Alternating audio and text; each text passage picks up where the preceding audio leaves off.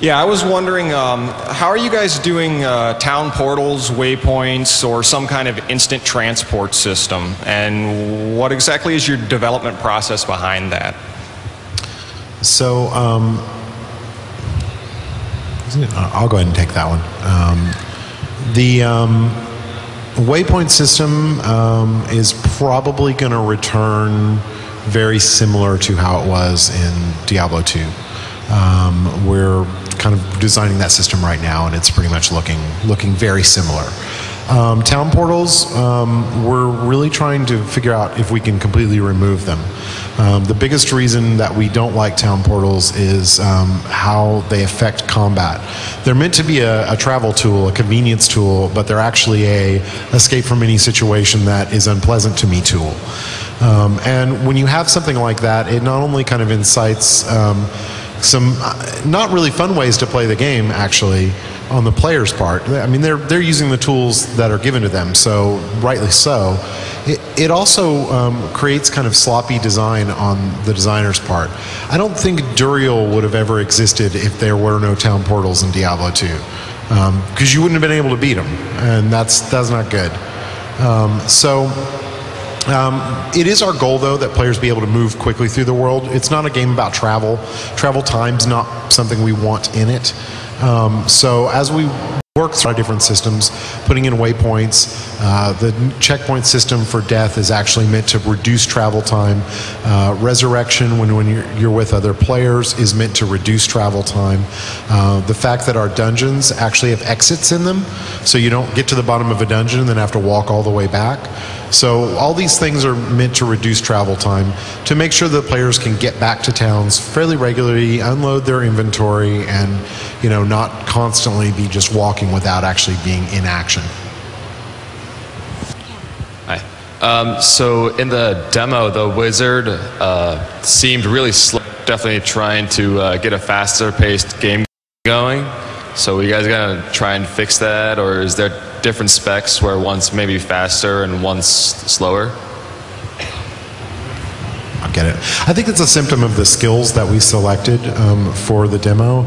Originally, when we thought we'd try to just give you a character and let you spend the skill points, but then we knew people were going to only have about 15 minutes.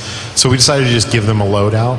And Arcane Orb, which is the kind of primary attack skill you start with, is a very slow moving. That's kind of its downside. But other attack skills like Magic Missile and Electrocute are near instant, so they're a lot faster. So you can adapt your playstyle. If you want something that's faster, you can certainly adapt your playstyle. You can also focus on items that increase cast speed, movement speed, boots, things like that. So you can definitely have a faster pace of play than that skill, depending on your loadout.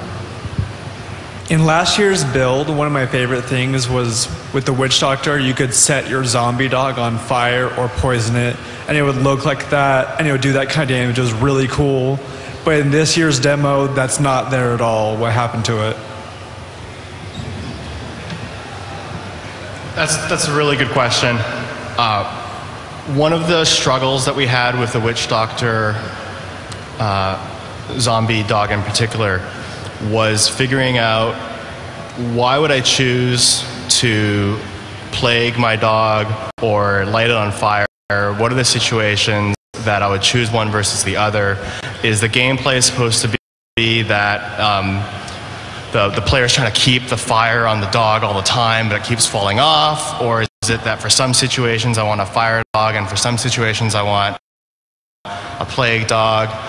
There was also issues where sometimes players would see this loud, fiery dog on their screen and not really know how it got there, because they didn't realize their skill did it, so there were some readability issues. So when we toned down the fire effect, though, it made it hard to know whether it was actually on fire or not. So we had a bunch of different difficulties on it, mostly in terms of communicating it to the player and having it be a meaningful gameplay decision as you went along.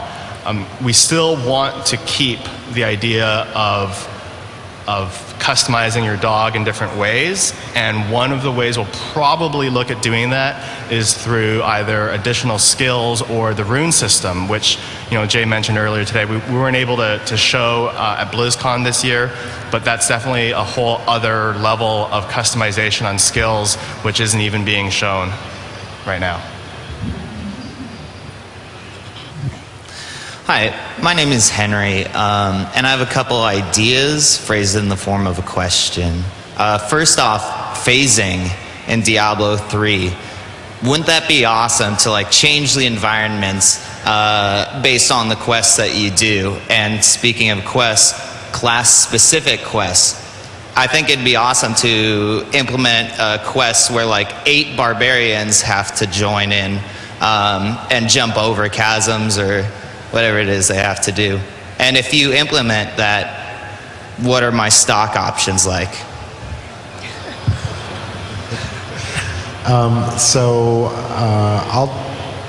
I'll take the phasing question, then I don't know, Leonard, if you want to get or you or Michael can get the question or idea. So the phasing technology is really cool.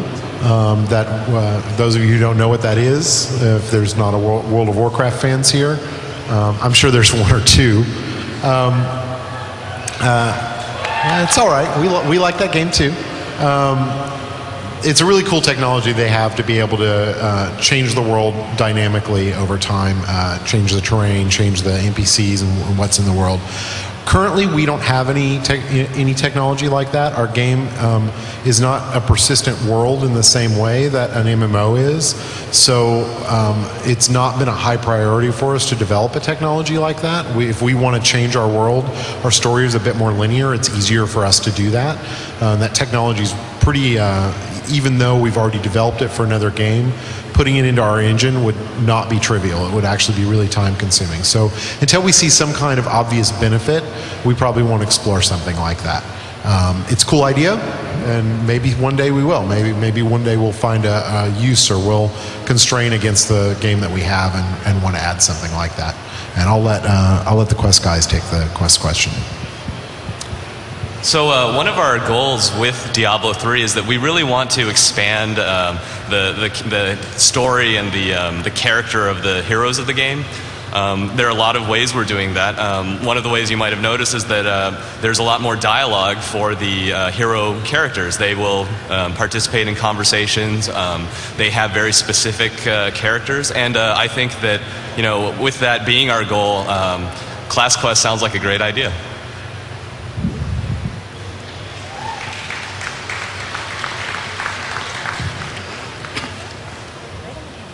Good afternoon. A very frustrating part of Diablo 2 is to fight hell-level bosses and have some scrub join your game and loot all the gear, and none of you guys who actually fought the boss get any of the gear. How will item looting work in Diablo 3 with regards to unique items and elite unique items? Oh, have I got an answer for you? I love this. Is my favorite question. All items already in Diablo 3 are dropped on a per-player basis. So every monster that dies has a chance to drop loot for every player in the game. I say a chance because some creatures don't drop loot, but a boss, he would drop loot for every player. And you would see your loot, and your friend would see their loot, and the scrub would see his loot, but you wouldn't be able to see each other's. So you can pick up any item you see on the ground. It's pretty much for you.